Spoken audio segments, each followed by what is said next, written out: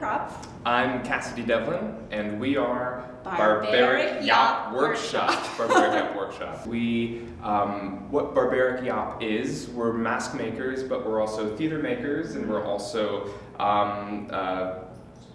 myth makers and folktale makers, and what we do changes so much. We wanted a word or a name that sort of followed all those different iterations. We didn't want to limit ourselves with what we called ourselves. So what does Barbaric Yawp mean? It's a declaration of life. You know, it's the utterance. Song of a bird, it's the roar. Howl of a wolf. Yeah. So we just... It's whatever artistic expression is happening currently at the moment for us. Yeah, and Walt Whitman is particularly dear to our hearts. For our wedding ceremony, we kind of used leaves of grass as like the Bible of our ceremonies. So we looked to him when we were trying to find something to explain ourselves. How it began originally is before we even met. When I was 16, actually, I was an anonymous benefactor contacted me and said that they wanted to send me to Italy to live there for a summer to study the Commedia dell'arte in this small rural town called Orvieto, Italy. Someone who I still have no idea who it was. And so I said yes, and when I was 16 I went there when they won the World Cup, and that was exciting, and I was introduced to Commedia, and from there I went on to study at the Dell'Arte International School of Physical Theater. I studied mask making there, and I've just had kind of this like love affair with mask and mask theater and archetype. And then I met Natalie, who also loved mask. Yeah, and I came about it through, I guess, less of a defined path. As a child, I was, as most of us theater folk do, was always, playing imaginary games, and I really enjoyed painting my face, wearing things over my face to sort of transform myself into how I felt inside instead of how I looked on the outside. And so that just continued on in life with the fascination with mask and face paint and being able to live inside of a story through these tools. And so when we met, it was something that we immediately connected. And the cool thing is I do all of the sculpting and Natalie does all of the painting. Yeah. And my painting was never very good on my masks, and Natalie's a brilliant painter, and we're able to sort of bring our work together. And it's interesting because instead of a mask being just a singular project for one person, we're able to share and work together. And as a married couple, it's really interesting, the give and take of how a sculpt can change, how you will paint something way differently than I can imagine. And it, I think, causes our work to be much more interesting, much more dynamic. And it's nice too, because when you are not the sole artist, it's easier to be really proud of what you're making, because I don't know, it doesn't feel arrogant to lift it up in the way that sometimes it does when you're the only one making it. What we are we're theatrical mask makers specifically, and so there's a history and a lineage that comes with theatrical mask making, and there are lineages all around the world. The great thing about mask is that every single culture has a connection to mask. For some reason, people, when they make stories, when they make religions, when they make myth, they make masks at the same time. It's like it's hardwired for us to make masks, to tell stories. And so we usually consult a lot of books, and we look at sort of different lineages of theatrical mask to see what we can pull on from our sort of mask-making ancestors. And we create sort of like a collage of different images that usually have no connection with one another. As you can tell, we very easily get each other very excited when we're talking about things, and so it usually starts with a conversation and with kind of this like mulch building of different ideas and things that we've seen. We're definitely, I think, an essential thing to mask making is understanding archetype. And so if someone were to say, like, I have this villain, I want you to make a mask, the first thing we would probably do would be to figure out what archetype the villain is, and then sort of go from there in terms of like finding culturally how that archetype has manifested and has been expressed. We really love folklore and mythology and stuff like that. So, just delving into other stories to find inspiration. And the interesting thing is we actually don't do any, like I don't do any sketching when it comes to the sculpting. I used to really try and dictate to the clay, because I sculpt in clay first, is how the process goes, and that clay is then cast. I make a negative that I cobble. I actually have one right here. Right here. This is one of the negatives that I use to make a mask. And so initially I have to sculpt in clay, what this is cast from, and I used to try and dictate to the clay what I wanted the shape to be.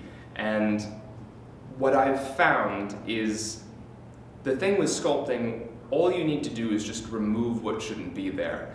And when you immerse yourself in sort of this archetype, when you see all of these different images, all I really do is just throw clay down and just remove what shouldn't be there. And it changes, and sometimes it's a communication with the clay, like a give and take. Sometimes I really want a larger nose, but in order to get that, things have to shift, and I lose some things that I want, and it is kind of like a communication with the muses. It's kind of it's a very it's a delicate thing, the act of creation. But sure enough, in a couple of days, something comes out, and we're usually pretty excited and equally surprised by it. And that's what I've noticed. The less you dictate to the clay what you want to make, the more you're able to be surprised by what you make. And from there, we cast it. And then Natalie designs a paint job for it. And so like here's an example of, this is not a mask in the Tempest, this is Bottom from Midsummer Night's Dream, but this is an example of what the masks look like before they're painted. So this is essentially all I'm responsible for. I get the mask form made, and I get it primed, and I give it to her, but as you see, it's in pretty rough shape. And then, so this is a mask from the Tempest, this is Gonzalo. And yeah, you know, it's just a matter of, obviously, first of all, what the director wants if we're working with another artist. And so, you know, I just worked in earth tones. I had a lot of fun with this guy. But yeah, in general, I feel like our style when it comes to paint is a little bit more earthy and gritty, because I just find it more interesting. So yeah, I don't really know how to, you know, I start with a base coat, and then in this case I did some highlights to sort of, to really emphasize the shape of the mask, and then I did a wash over that to give it texture. And then we have these feathers, which are really fun with the Commedia masks because they just have movement in a way that the rest of the mask doesn't, and it really brings it alive. We really try to, unless we're specifically asked to, we try to avoid doing skin tone colors. So in this case, you know, I wanted to make sure that it looked more like a natural material than a face.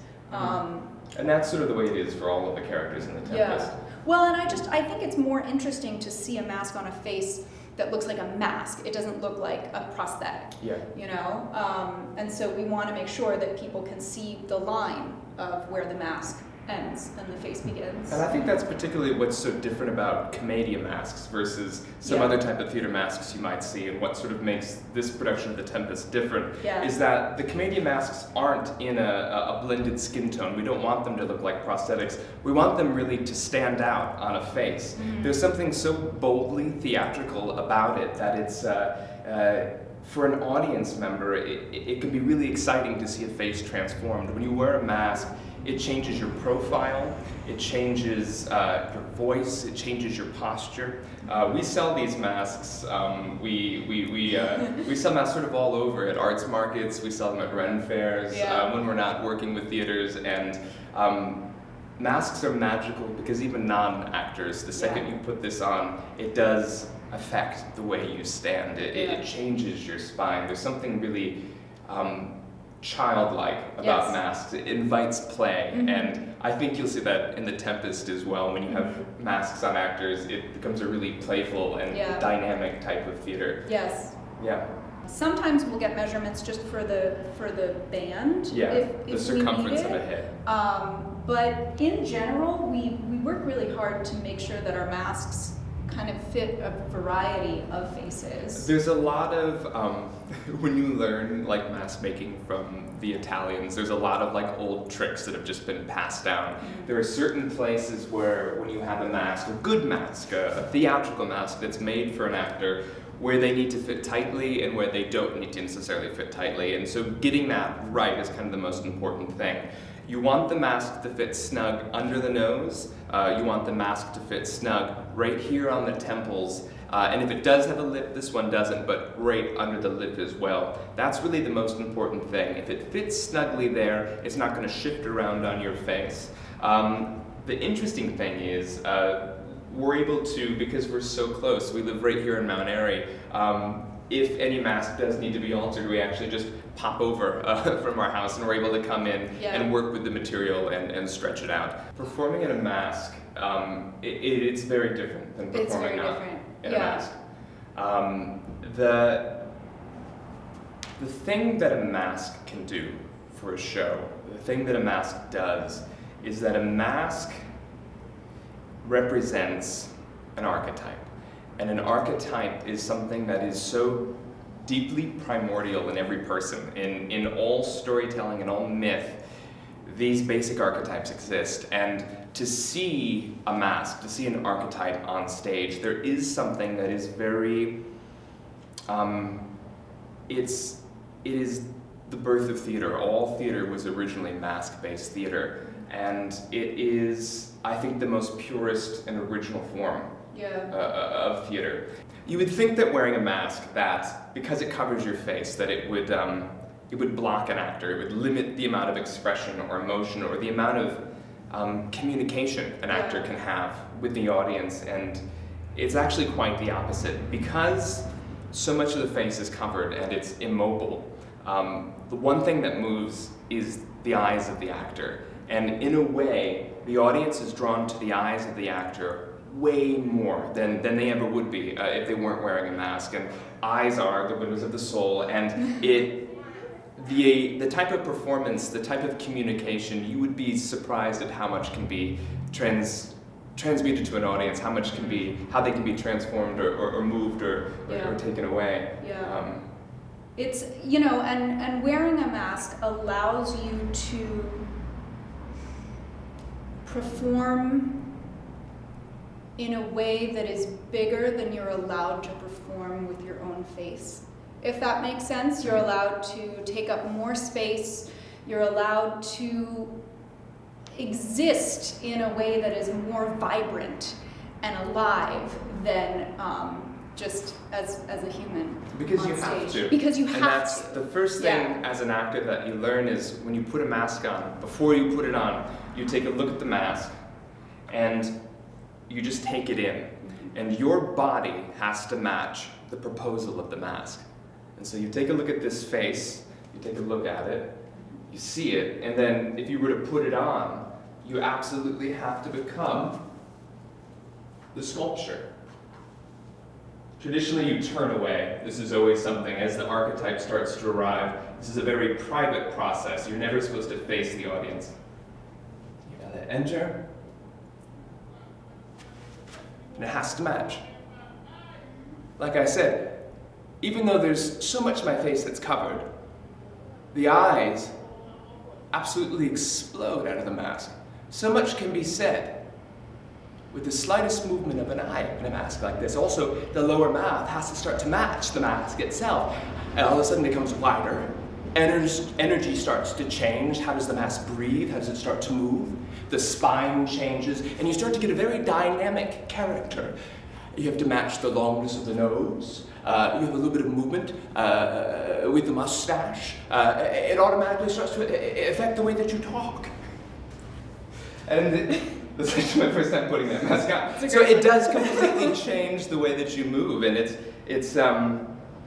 dynamic, and it can still be small, it can still be intimate, and I think that is something audiences knew a long time ago when masks were more common, and I think it's something that still surprises audiences, that masks can be fun and playful, but also intimate and moving and subtle and natural and honest. I think nowadays, as actors, we're often encouraged to keep things very small and pedestrian because of film, because film is now sort of the height of your goals and your money as an actor. And so we forget that when you are existing in a space with an actual audience there in the room with you, the truth that exists. There's a wonderful Oscar Wilde. Oscar Wilde has this wonderful quote, "Give a man a mask and he'll tell you the truth." And he definitely had a different intention for what he was talking about, but I happen to believe it's true when you're actually talking about masks, that you can't really lie when you're wearing a mask, or the mask dies, I think. And I think that is so exhilarating as an audience member to watch someone tell the truth on stage. That's hard. It's so hard to know, to say which mask is our favorite, because they're all of our children. Yeah. But do you have a favorite? I do. I have a favorite. Yeah. Okay, just plug its ears, just turn it away. There is a mask that we made for Stefano that is our absolute favorite mask, and because of the archetype. It's Pulcinella, or Mr. Punch from Punch and Judy. It's an archetype that they think is perhaps 10,000 years old and comes from like a bear cult in Italy. That's how old this archetype bear is. Or ox? Ox cult, something like that. So, and it like continued on. It was in Roman comedy, and this character changed and changed and changed, and it became Pulcinella in like the 14th, 15th century in Italy, and then it became Punch, and then it became Mr. Punch in England. And it is just this character that I feel like represents our times. The thing about commedia, right, is it exists because in Italy at the time there was a lot of haves and have-nots. Sound familiar? And the haves kept scooping up all of these really good playwrights and just employing them for their family, and then putting on shows for their rich friends and for the kings and aristocracy. And all of like the middle class and the poor had absolutely no art to view, and there was no theater, and there was really nothing for them to consume. And out of this like void came the commedia dell'arte, and came these archetypes and these masks. And for the first time, these were traveling actor telling people's stories. And the stories were centered on the have-nots, and it was centered on like kind of giving the boot and the fist and the finger to the haves. And it was a type of theater that was revolutionary. It was like dropping a bomb. It was political. It was The Daily Show. It was Spitting Image. It was political satire. But it was also really bawdy and like really, it was Looney Tunes. It was Ren and Stimpy. It was SpongeBob. I mean, it's everything that you see today. Any situational comedy comes from the commedia dell'arte. Yeah, sitcoms. And so you had a series of characters that everybody knew, and then you had hundreds of companies touring with just these few characters. So there would be at any time 50 actors playing the same character with the same mask all around Italy. You could see a show one week and you would see the story of him falling in love, of Pulcinella falling in love. And the next week you hear the story of Pulcinella and his wife and getting in some sort of big fight. And so you would see different stories with the same characters. And there's something about Pulcinella in particular. He's so shameless. And it's inspiring.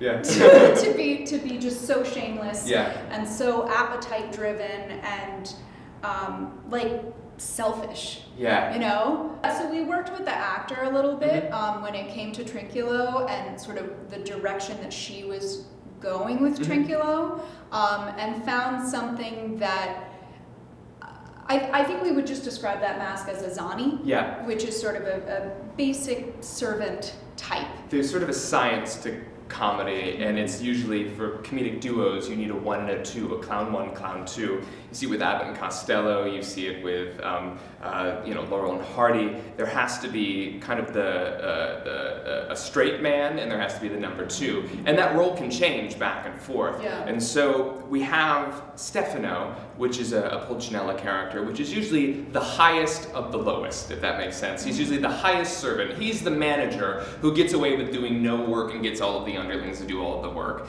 And Trinculo, we made as a classic Zani. It's kind of has a bit of an upturned nose. It's a little flatter, a little wider, a little dopier. It doesn't have quite the angles and the direction of Stefano.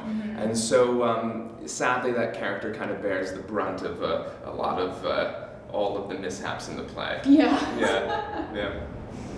and it's interesting how Trinculo and Caliban sort of are constantly vying for that number 2 spot as well, because Caliban is obviously not a traditional Commedia dell'arte mask, but he definitely there was a little bit of an Arlecchino influence in the one side of his face. Yeah, traditional Arlecchino originally came from this wild man character, this really sort of gruff and rough character that became a little sweeter and a little bit more SpongeBob-y as he went along. But the original character was a little bit more Caliban-like. Yeah. So we had also the comedic duo of Trinculo and Stefano, but the comedic trio of Caliban, Stefano, and Trinculo, and how that alters when they're alone with each other and how they are as a trio. So it was sort of a matter of just sort of returning to the classic archetypes in Commedia and sort of seeing how 1, 2, 3 works. Yeah. And so Caliban is sort of the Arlecchino role in the center. Stefano is always the number 1, and that means Trinculo's the number 3. Has to be a Zani. But he's trying to get to number 2. Yeah. So that cut, there are different styles of mask. And so a mask that sort of fits from the upper lip to the top of the head, or sort of from the nose to the top of the head, is known as a 3/4 mask because it covers about 3/4 of your face. A half mask is kind of like a masquerade cut mask, something that sort of ends at the nose. And you'll notice that in the play, there are some goddesses that come next to it, and they are sort of a traditional half mask.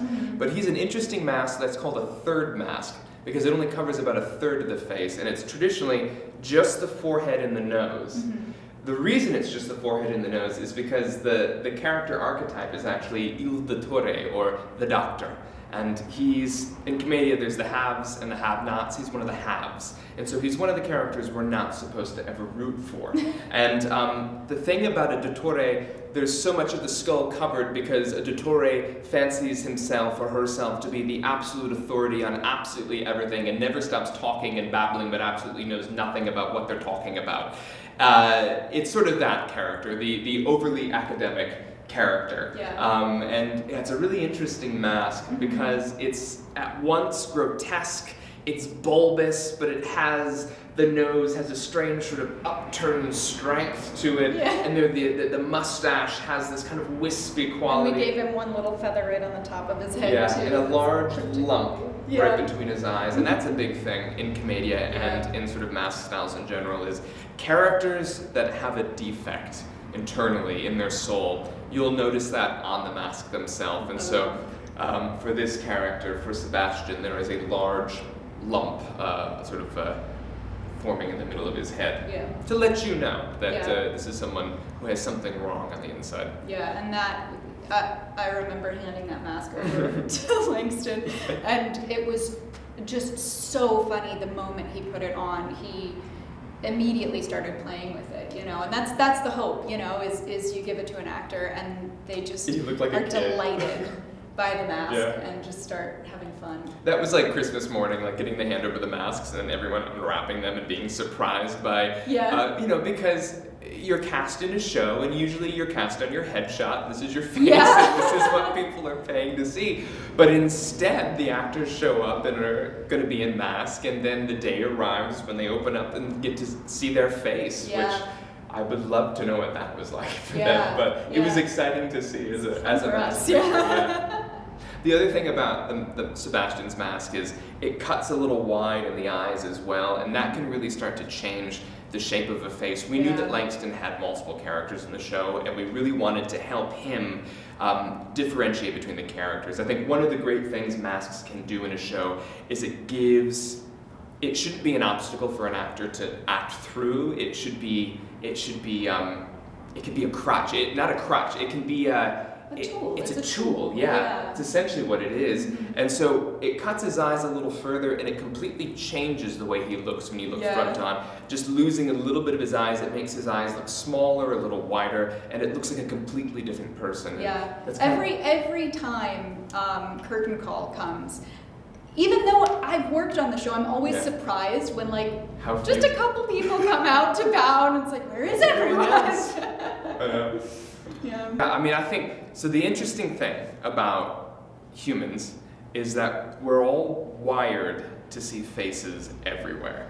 And our mind is always trying to find faces and patterns. And as we can tell by how many divine faces we see in Toast, we are going to find faces where there probably aren't faces. And so as mask makers, we have this great opportunity to play with what you understand as the dynamic of a face. Because I know that no matter what I do, your brain is going to work really hard to do what I want it to do. Yeah. And so with that mask specifically, we're talking about Antonia, it's a pantalone mask, but I wanted to do something.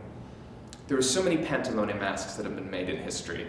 And when we wanted to make our Commedia set, when the director, Alex Burns, said, we want a Commedia set, we wanted to do something that was traditional, but modern, but said something new. And so what excited me about the idea of working on this new Pantalone mask for Antonia is I wanted to change where exactly the nose was located. So the actor's nose in this mask is actually located in her upper lip, and then the nose that I create is actually located just above her two eyes, or in between her eyes, and it gives this very bizarre nose and a really long upper lip that connects to this nose. And this image is actually taken. I thought, how did Commedia continue to adapt and change throughout the years? And I figured it was kind of in political cartoons and in satire. And I was looking through Thomas Nast political cartoons from the 1800s. And then I was looking in England in the TV show Spitting Image that they had in the 80s, where they made fun of the political climate in England. And there was a mask, not a mask, there were puppets, but it was a puppet of Maggie Thatcher that was so striking that it was somewhat vulture-like, but somewhat alien-like. It was so bizarre that I wanted to try and mimic that with the character of Antonia. Yeah, and it's an interesting mask because it's weirdly feminine, in not a beautiful way. Yeah. And I think there's something about the direction of the nose that really reflects her sort of cutthroat. Yeah, she's very direct in what she wants and how she's going to make that happen. Each of the goddesses were fun too because we wanted them to be not human, but not human. And so we went with this kind of avian, kind of ethereal quality. We actually looked to kind of a lot of the history of sort of drag and different type of drag performance when we created the goddesses, and we based that particular one off of Klaus Nomi. Iris, who was a fantastic German counter-soprano from the 80s who performed as an alien with David Bowie. And then we based series a little bit off of Taylor Mack. Because we knew that Jared was going to have the beard while playing it. And Taylor Mack performs with a beard. Then with Iris, it was a little... Juno. With Juno, Juno really was this type of, that was as sort of Versailles as we wanted to go. So there was a little bit of a peacock and just a little bit of Barbra Streisand. Little Georgia O'Keeffe too. Oh yeah, little Georgia O'Keeffe as well. She definitely has some feminine energy, vaginal symbolism in her forehead. But yeah, that was super fun. I don't think you can put that on YouTube. I think you can. For the children. When it comes to making a mask, our first thought is, how vaginal can we make it?